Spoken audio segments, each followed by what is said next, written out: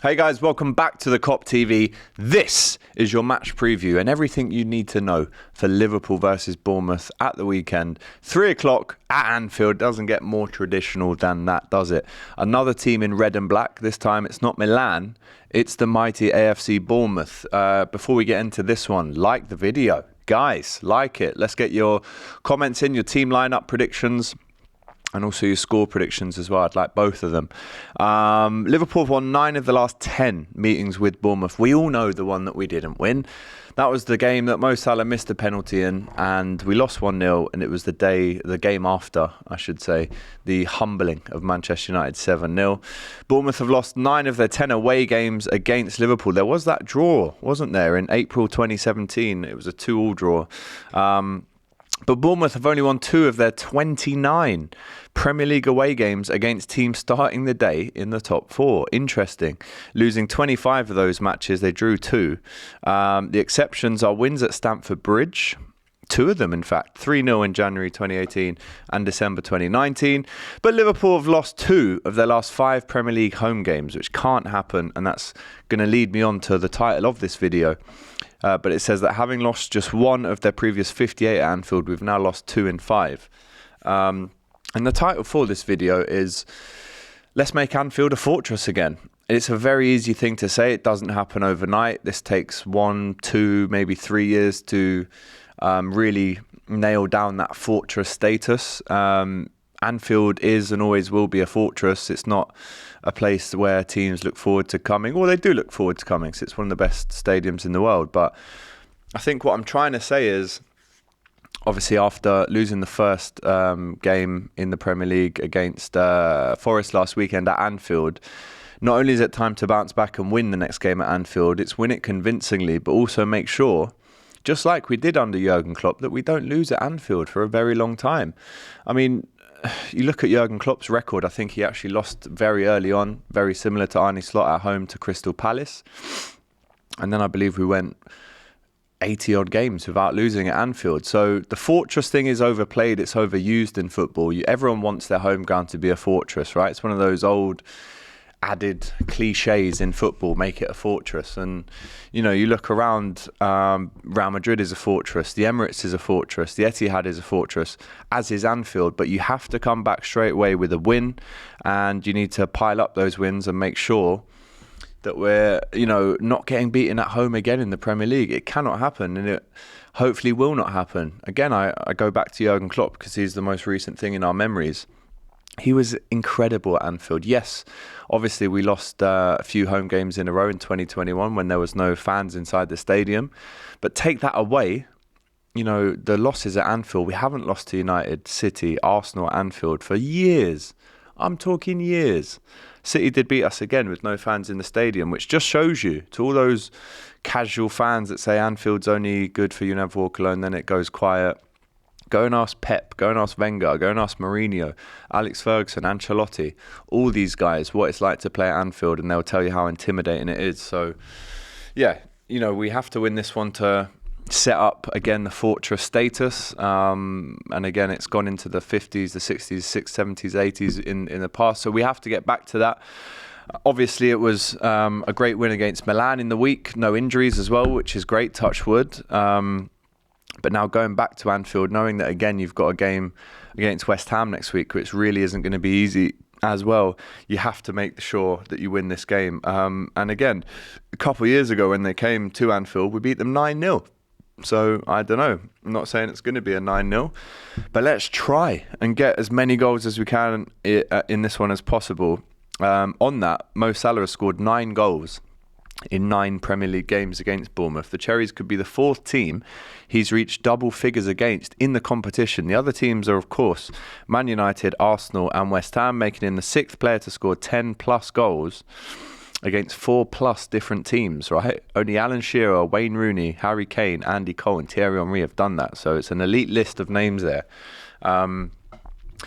And only once has Arne Slot lost consecutive home league games, doing so with Feyenoord against Ajax and Vitesse in December 21 to January 22. So again, just like I said last week, all the stats are in our favour, but when that whistle kicks off, Iriola will be saying to his team in the changing room beforehand, go and do what Forest did. The template has been laid down for you. The blueprint is there.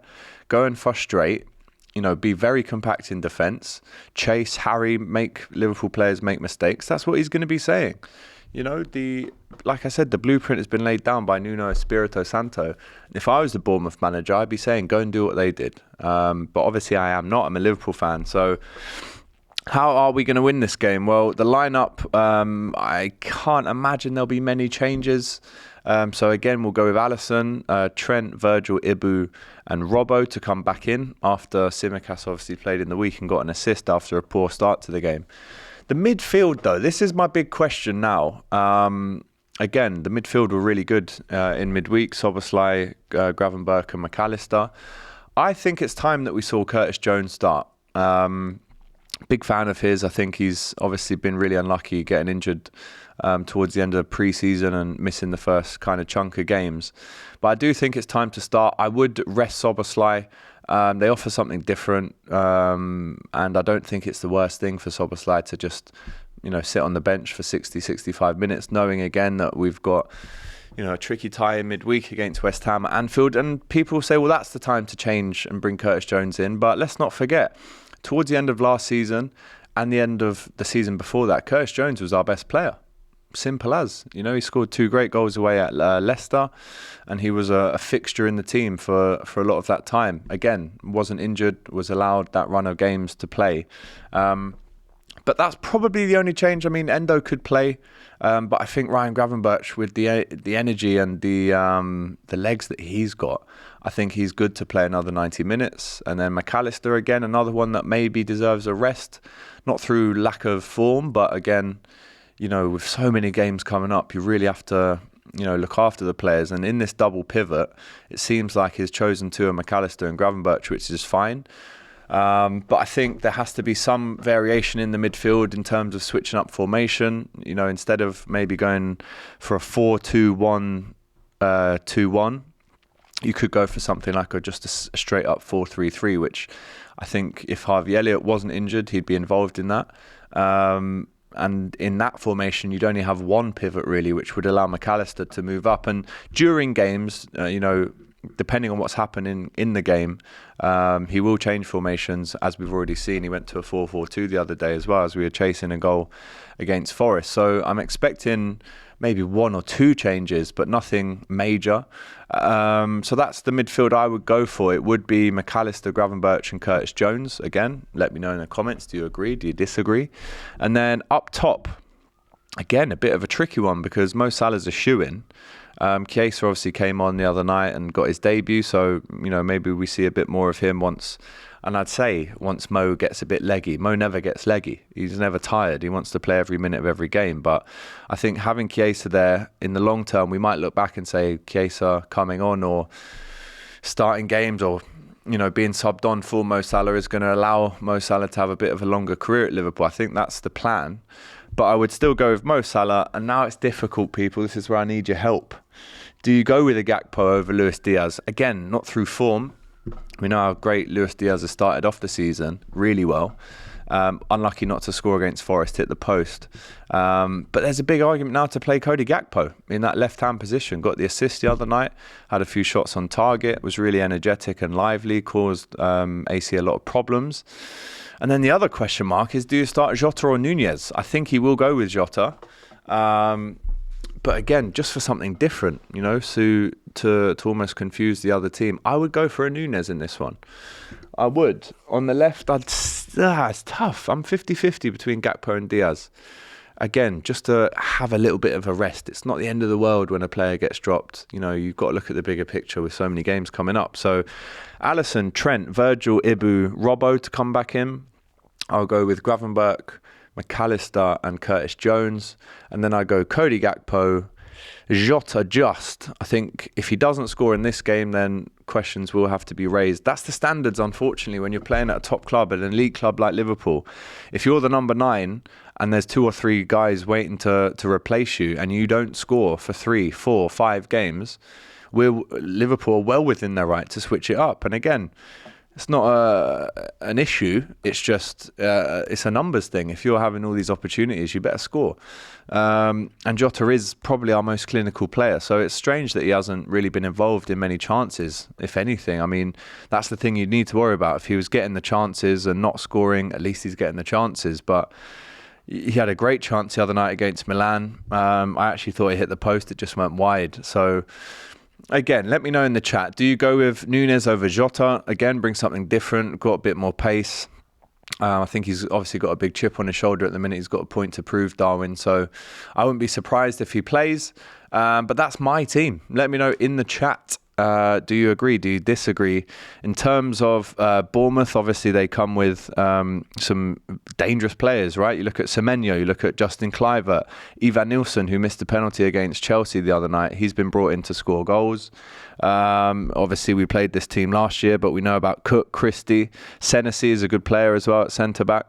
And they played really well against Chelsea. So super unlucky not to get all 3 points. They missed a pen and hit the bar post twice, I think. So they will come and they will try and frustrate. Tavernier's there as well. But Semenyo is the one to look out for. I think he's tricky. On that right-hand side, he's going to be coming up against Andy Robertson, who, again, didn't play in the week. So, again, if I was Iriola, I'd be saying get at him and look to cut it back. You've got Kluivert arriving, on the edge of the box, and Ivan Nilsson, who can be a handful. With no Dominic Solanke at the Cherries now as well. So they're going to have to find someone to score his goals, and for them, they're hoping that Ivan Nilsson will be that guy. So I'm asking you in the chat, we are going to be at the game. Myself, Doyle's coming up to Liverpool, and we've got Mario at the game as well. So make sure, if you are at the match, come over and have a word with us on the Kop TV after the game. It'll be great to speak to you guys. And there's my team prediction, my score prediction. I think on DR I said 3-1. Or maybe 3-0. So I'll stick with 3-0 because it would be great to get another clean sheet. The thing that I would like to see the most in this game is an early goal. I think that really sets everyone's tempo. It controls the game. It obviously deflates the other team.